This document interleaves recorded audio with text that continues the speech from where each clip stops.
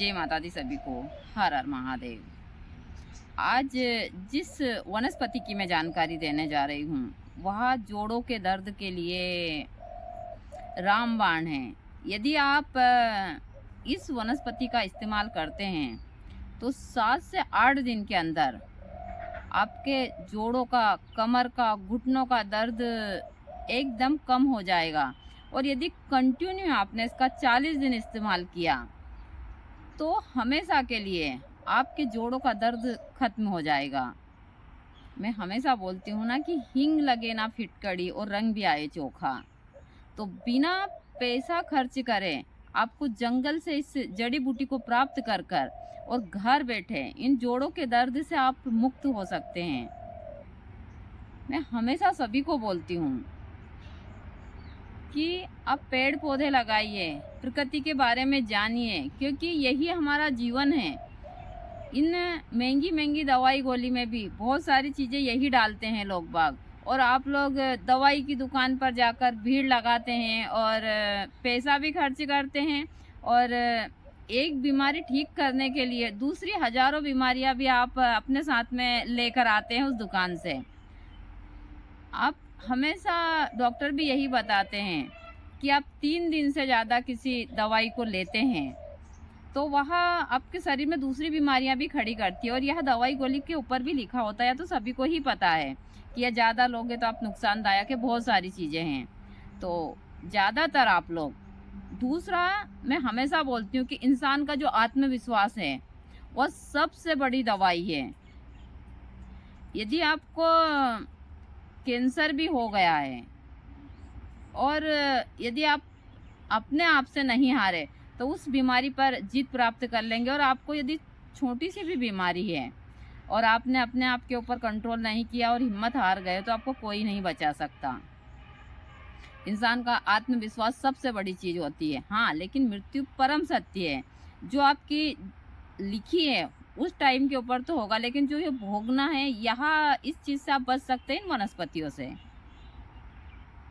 हमको मृत्यु से नहीं डरना चाहिए, मृत्यु का तो स्वागत करना चाहिए, क्योंकि हम यहाँ भोगने के लिए आए हैं जो भी हमारे अच्छे बुरे कर्म हैं। आपने कभी सोचा है, बच्चा पैदा होता है, फिर बड़ा होता है, उसकी माँ उसको सारी चीज़ें खिलाती पिलाती, उसका पालन पोषण करती है, फिर बच्चा स्कूल भेजते हैं, वह कम से कम ज़्यादा नहीं तो 30 साल तक बहुत सारी ऐसी पढ़ाई करता है, जब जाकर वह जॉब लगता है, फिर शादी उसकी, फिर वह अपने परिवार में लग जाता है। और वही चीज़ें तो आखिर है क्या इंसान के जीवन में, मेरी समझ नहीं आता। जिसने चीज़ें समझ ली वह इंसान इस दुनिया से एकदम पार हो जाता है। मुझे तो कुछ समझ नहीं, कुछ नहीं है, हम सिर्फ भोगने के लिए आते हैं यहाँ पर। सीधी सी बात है, आप अरबों करोड़ों रुपए कमा लो लेकिन आपको जाना 100% है। तो आप लोग यदि यहाँ आए हैं तो इन सारे काम को करते हुए कुछ सुख भोगिए, और एकदम स्वस्थ जीवन ही सबसे अच्छा जीवन है। यदि आपके शरीर में कोई रोग नहीं है, आप पेट भरकर खाना खा रहे हैं, आराम से सो रहे हैं, और जैसे कहीं भी सो जाएं आपको कोई भय नहीं है, वही जीवन सबसे अच्छा है। आप करोड़पति हैं और आपके पीछे 2-3 सिक्योरिटी वाले खड़े हैं आपकी सुरक्षा के लिए, कोई आपको इधर से ना ठोक दे, इधर से ना ठोक दे, वो कोई जीवन नहीं होता है। आप बाथरूम करने भी जाते हैं तो 2 इंसान आपके साथ जाते हैं। आप बाहर निकलते हैं तो आप ठीक तरीके से बाहर मार्केट में भी नहीं घूम सकते। यहाँ कोई ज़िंदगी नहीं है, यहाँ जो जेल में रहते हैं उससे भी बड़ी कैद है आपके लिए। यह चीज़ें आप हमेशा समझिए, ज़िंदगी वही है कि हम जहाँ जी आए वहाँ सो जाएं, जहाँ मर्जी आए वहाँ पर घूमें फिरें, यही जीवन है और यही सही जीवन जीने का मायना भी है। तो मैं आप लोगों को उस जड़ी को बता देती हूँ। इस जड़ी को आप कंटिन्यू 40 दिन इस्तेमाल कीजिए। प्रातः जल्दी उठिए, उठने के बाद में आप यदि गांव के लोग हैं तो जल्दी जाइए और अपने खेतों से जड़ी को निकाल कर, और इस जड़ी की एक या 2 उसकी जो जड़ का टुकड़ा फलनुमा होता है उसको खा लीजिए। ऊपर से ठंडा थोड़ा हल्का कुनकुना पानी पी लीजिए। और यदि आप घर के ऊपर खाते हैं तो इस को आप उसके साथ में उसके 2 जो चबा कर और आप दूध पी लीजिए। इसका नाम है नागर मोथा। नागर मोथा हवन में भी देखा होगा, जहाँ पर पानी वाली चीज़ें होती हो नागर मोथा काफ़ी 2-2 3-3 इंच का हो जाता है। लेकिन वह स्वतः ही मिल जाता है। नागर मोथा गांव की भाषा में उसको बोलते हैं डोंगली। और वह जहाँ हो जाती है खरपतवार के, हमारे यहाँ तो बहुत ज़्यादा है, जब वह खरपतवार के रूप में हो जाती है तो वह बहुत सारी फसलों को नुकसान पहुँचा देती है। लेकिन लोगों को नहीं पता है कि यह वनस्पति उनके लिए अमृत के समान है। तो मैं आप लोगों को दिखा देती हूँ, आप लोग इसका इस्तेमाल ज़रूर कीजिएगा। ऐसा नहीं है, हमारे यहाँ पर बहुत सारे लोग जाते हैं, डॉक्टर उसको कैप्सूल में इसका पाउडर भर भर कर देते हैं और फिर लोग बड़े खुशी से उसको खाते हैं और काफ़ी महंगी लाते हैं। एक कोर्स 5,000 का लाते हैं 1 महीने का, और वही उनको यहाँ फ्री में मिल रही है। क्योंकि लोग बाग भरोसा नहीं कहते हैं ना कि जो कहीं भी हो आपके गांव में यदि कोई एक अच्छा सिद्ध पुरुष है तो लोग बाग क्या समझेंगे, अरे हाँ उनका लड़का, अरे वो तो ढोंगी है। तो कहते हैं ना कि गांव का जो इंसान होता है वहाँ जोगी और बाहर का जो होता है वो सिद्ध पुरुष होता है, जो दूर रहता है वहाँ।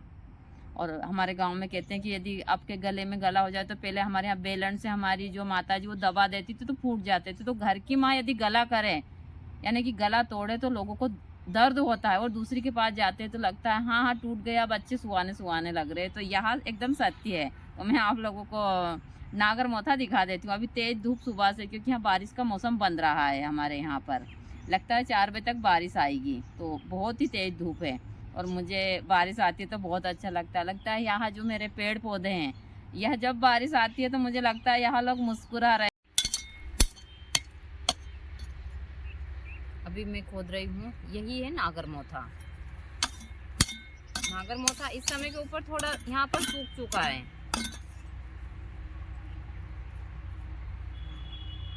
यह है नागर मोथे की गांठ, आप देख सकते हैं। एक गांठ आप लोगों को प्रतिदिन खानी है, और ताज़ी गांठ तो खाने में थोड़ी आसान होती है, लेकिन सूखी हुई गांठ थोड़ी कड़क हो जाती है।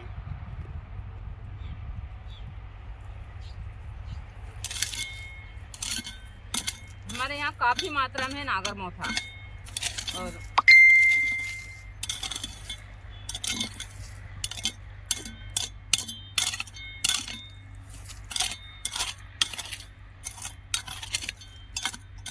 कहीं भी आपको यहाँ स्वतः ही मिल जाता है, ऐसा नहीं है।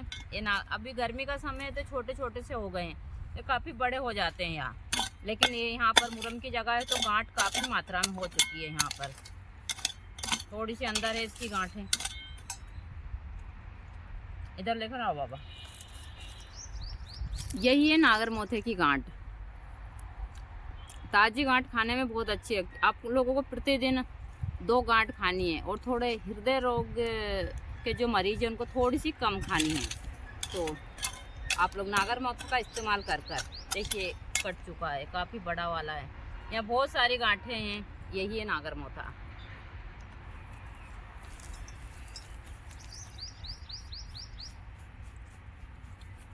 सिर्फ आप लोगों को पहचानने की आवश्यकता है।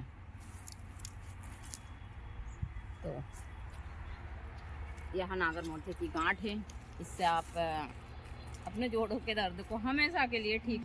माँ के नाम को उस हिसाब से रखा है। सभी लोग इनके नाम से बलि वगैरह सारी चीज़ें, डरावनी चीज़ें और यह चीज़ें लोगों के सामने परोसते हैं, और लोग बाग इससे डरते हैं।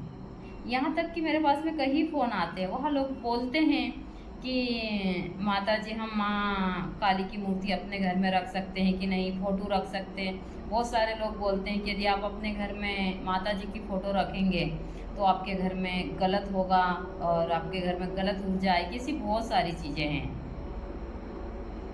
लेकिन लोगों को यही नहीं समझ है कि सृष्टि की हर एक चीज़ में माँ विद्यमान है। हर एक इंसान, पेड़ पौधे, मतलब हर वायु में भी माँ का वास है। वह कच्चे तत्व में हर चीज़ में फैली हुई है। लेकिन जीवन भी उन्हीं से ही होता है और जीवन खत्म भी उन्हीं से ही होता है। उसके बाद भी लोग बाग इनके नाम के ऊपर गलत सारी चीज़ें करते हैं। हमेशा जो भी लोग तांत्रिक लोग उस हिसाब के होते हैं, वो कहते हैं कि काली को बकरा चाहिए, बकरी चाहिए, इसको अंडा चाहिए, सारी चीज़ें। भगवती को कुछ नहीं चाहिए, वह आपको चाहिए। आपके मन की तृष्णा आपको मिटानी है, भगवती को नहीं। वह जन्म देने वाली है, वह किसी के जान नहीं ले सकती। तो जो माता रानी के नाम के ऊपर अंधविश्वास फैलाते हैं, जो लोग बोलते हैं कि हमारे ऊपर मसाणी छोड़ दी, बहुत पहले तो किसी के बाप में हिम्मत नहीं पूरी सृष्टि के ऊपर कि इनको कोई बस में कर ले और यह किसी के शरीर में प्रवेश हो जाए।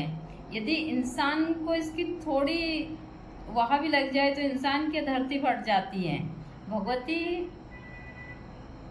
का स्वरूप ऐसा है, वह इतनी जितनी सौम्य है, जितने उग्र है उतनी ही सौम्य भी है।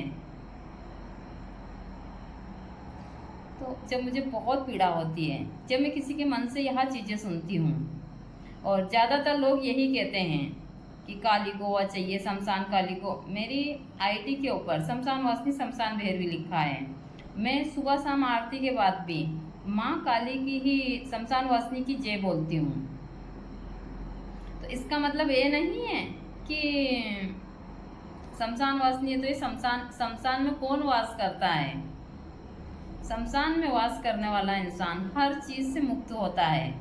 जो इंसान ने शमशान की चीज़ों को समझ लिया, वह इंसान इस भवसागर से पार हो जाता है, जहाँ हर प्रकार की चीज़ को वह ग्रहण करती है। अच्छे बुरे, आपके कितने भी बड़े पाप हो, कभी वहाँ पर मना नहीं करती कि इस शरीर को यहाँ मत जलाओ। शमशान ऐसी पवित्र जगह है और लोग बाग उसी के ही नाम से डरते हैं। शमशान से नहीं, वो अपनी मृत्यु से डरते हैं, अपने कर्म से डरते हैं। कोई शमशान से नहीं डरता है। तो जो लोग बाग भी माँ भगवती के ऊपर यह अंधविश्वास फैलाते हैं, या फिर माँ के नाम के ऊपर जो भी बलि वगैरह सारी चीज़ें, वह लोग अपने अंदर की चीज़ को शांत करते हैं और वह बहुत बड़े पाप के भागीदार बन रहे हैं। माँ कभी भी किसी जीव की बलि नहीं मांगती है। अभी नवरात्रि खत्म हुई, लोग बाग बहुत जगह मैंने देखा, बहुत सारी चीज़ें हैं, लेकिन जो चीज़ें गलत है उसके खिलाफ सभी को बोलना चाहिए।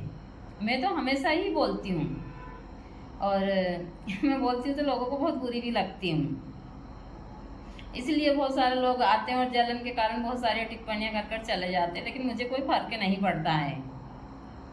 मैं भगवती और बाबा भोले की बेटी हूँ ना। मुझे सम्मान का मोह है कि कोई मेरा सम्मान करे, ना अपमान का भय है मुझे।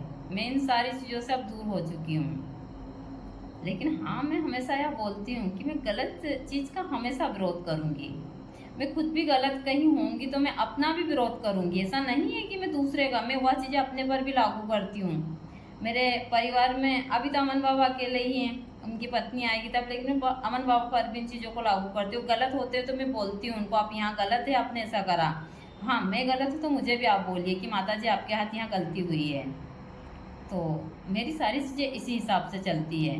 तो भगवती हमेशा भक्त को सिर्फ आशीर्वाद देती है, और आपके उज्जवल भविष्य की कामना के लिए ही मैं भगवती से हमेशा प्रार्थना करती हूँ। जो लोग भी भगवती के नाम के ऊपर यह सारी चीज़ें करते हैं वह एकदम गलत है, और मुझे बहुत तकलीफ होती है, क्योंकि मैं माँ भगवती की बेटी हूँ। मेरी दुनिया में इनके अलावा कोई नहीं है। मेरी सुबह भी इनसे ही होती है और मेरी शाम भी इनसे ही ढलती है। मेरी ज़िंदगी में गुरुजी के बाद जो कुछ है वह भगवती है। मुझसे बहुत सारे भक्त पूछते हैं कि अरे आप कौन सी साधना करते हो? तो अब मैं कोई साधना नहीं करती हूँ, सिर्फ अब मैं भगवती की शरण में हूँ। मुझसे जितना हो रहा है इनकी सेवा कर रही हूँ, और हमेशा बोलती हूँ यदि मुझसे कोई गलती होती है तो मुझे माफ़ कर दीजिए, क्योंकि मैं एक इंसान हूँ और मुझसे गलती होना तो लाजमी है, और होती है मुझसे गलतियाँ, ऐसा नहीं है। बहुत सारी चीज़ों में गलतियाँ होती है और उन गलतियों को मैं मानती भी हूँ, ऐसा नहीं है। तो जिन लोगों के मन में भगवती को लेकर यह चीज़ें हैं, वहाँ लोग हमेशा इस चीज़ को याद रखें कि माता रानी के नाम के ऊपर कभी भी अंधविश्वास मत फैलाइए। इनके नाम के ऊपर किसी जीव की बलि मत लीजिए।